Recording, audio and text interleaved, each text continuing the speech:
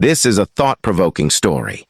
In the past, there was a grandfather and grandson, and the grandfather read classics with the grandson every day. One day, I finally couldn't help but ask my grandfather, "I read this book like you, but how come I only understand a little bit, and the part that I understand is forgotten as soon as I put the book away? Do you think reading is still useful?" The old man didn't answer his question, but gave him a bamboo basket full of dust, and told his grandson, "Take this bamboo basket to the river and fetch me water." The boy did as his grandfather said, but before he could get home, the water leaked out of the basket. The old man smiled and said, "You should speed up next time." So he was asked to return to the river for a second attempt. The boy ran very fast this time, but before he got home, the result was still the same. He gasped for breath and told his grandfather that this bamboo basket couldn't be used to water. This time, the old man came to the river to supervise another attempt. Although he knew it was an impossible task, the boy still wanted his grandfather to see that he had done his best. He deeply pressed the basket into the river, lifted it up, and ran back desperately. However, when he reached his grandfather, the water in the basket was still completely drained. He gasped for breath and said to him, "You see, it's useless." Grandpa said, "Do you see any changes in this basket?" The boy looked at the basket with confusion. Suddenly, he realized that the basket was different from when he first took it into his hand. It had become clean from the inside out. Grandfather said to his grandson, "You may not understand or remember what is said in the book now, but as you recite it, your inner and outer selves are subtly changing. As the saying goes, there is no such thing as useless work in this world, and even a bamboo basket can fetch water." This is a thought-provoking story. There are two farmers who live on adjacent mountains with a stream between them.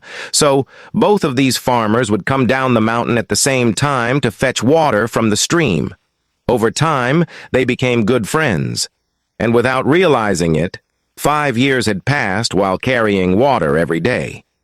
Suddenly, one day, the farmer on the left mountain didn't come down to fetch water, and the farmer on the right mountain thought to himself, he probably overslept, so he didn't care. Who knew that on the second day, the farmers on the left mountain still hadn't come down to fetch water, and the same was true on the third day, even after a week. Until a month had passed, the farmer on the mountain on the right could no longer bear it. He thought to himself, "My friend may be sick, and I need to go visit him to see what I can do to help." So he climbed up the mountain on the left to visit his old friend. When he arrived at the farmer's house on the left mountain, he was surprised to see his old friend, who was planting vegetables and didn't look like someone who hadn't had water for a month. He curiously asked, "You haven't come down to fetch water for a month. Can you not drink water?" The farmer on the left mountain said, "Come on, let me take you to see." So he led the farmer from the mountain on the right to the backyard of his home and pointed to a well, saying, "For the past 5 years, every day after I finish my work, I have found time to dig this well. Even if I am sometimes busy, I can dig as much as I can. Now that I have finally dug the well water, I don't have to go down the mountain to fetch water anymore. I can have more time to grow the things I like to eat." Jack apprenticed at a blacksmith's shop and received little pay for a month. One day, his friend Tony came to visit him. During dinner, Tony chose a high-end restaurant. Looking at the restaurant's decoration and the prices on the menu, Jack felt uneasy. He had been an apprentice for over half a year and might not even be able to afford a meal here, and next month's rations would also be depleted. However, due to face-saving reasons, he didn't say anything. During the exchange of cups, the two of them were chatting happily. At dinner, Jack bravely asked the waiter to settle the bill, but the waiter came over and said that the account had already been settled by his friend. After leaving the restaurant, Tony said to Jack, "I understand that if you pay for this meal, your remaining savings will be spent. This meal is not meant to embarrass you, but because I am leaving here. Before leaving, I want to tell you something beyond my ability. You need to learn to refuse slowly. Good luck, my friend." After speaking, they hugged each other. Tony told us that when we do something beyond our ability, we must dare to say no. There used to be an old Jack who, although not wealthy, was very kind-hearted. On a cold winter day, a beggar came to old Jack's door and said to him, "Good people do well. Can you give me some food?" Kind old Jack said there was no problem and invited him to come into the house to eat. After a while, the beggar finished eating and turned around to take a deep look at old Jack. In the evening, the beggar came to old Jack's house again and said, "Good man, can I stay overnight? I can't resist the cold outside."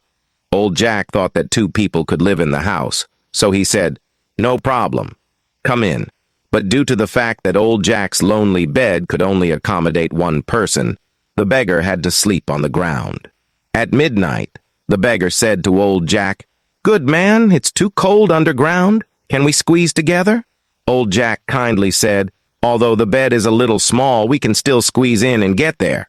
The beggar came up quickly, but because the bed was too small, the beggar complained to old Jack, "If we squeeze together, it will bring in the cold wind. You can help me to the end. If you're dressed too thickly, go sleep on the ground." In the end, the beggar squeezed old Jack out of the bed and enjoyed the warm bed to himself. But old Jack was so cold that he couldn't stand himself. This story tells us that kindness needs moderation, and rationality is even more important. Helping others requires having one's own bottom line. Blindly giving in will only hurt oneself. Without self-protective kindness, it is cowardly for others. Long ago, there was a king who doted on his prime minister. The prime minister's catchphrase was, "Everything is the best arrangement." The king enjoyed traveling and often brought his prime minister with him. One day they went hunting with their guards, and the king hit a lion. He hurriedly ran over, but little did he know that the lion was not dead.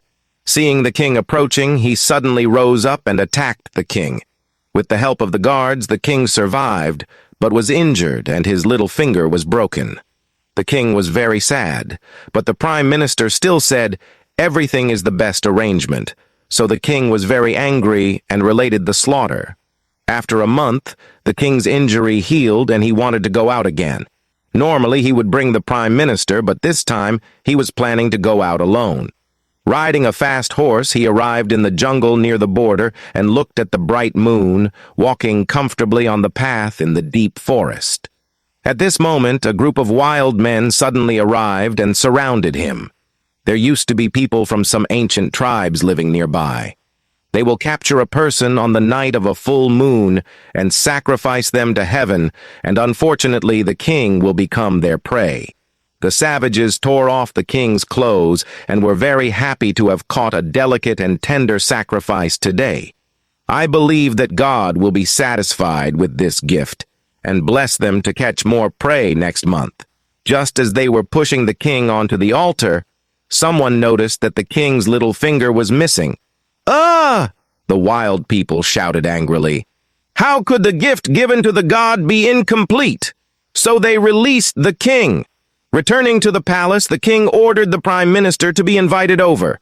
The king said to the prime minister, "I just realized the meaning of the phrase, 'Everything is the best arrangement' today. However, my dear minister, I escaped a disaster because my little finger was broken. But you suffered a month in prison because of it. How should I put it?" The prime minister smiled and said, "Your Majesty, if I were not in prison, according to past customs, I would definitely accompany you on your journey. When the wild people find that you cannot be used as a sacrifice, they will use me as a sacrifice to the gods. I also want to thank your Majesty for saving my life. So everything is the best arrangement."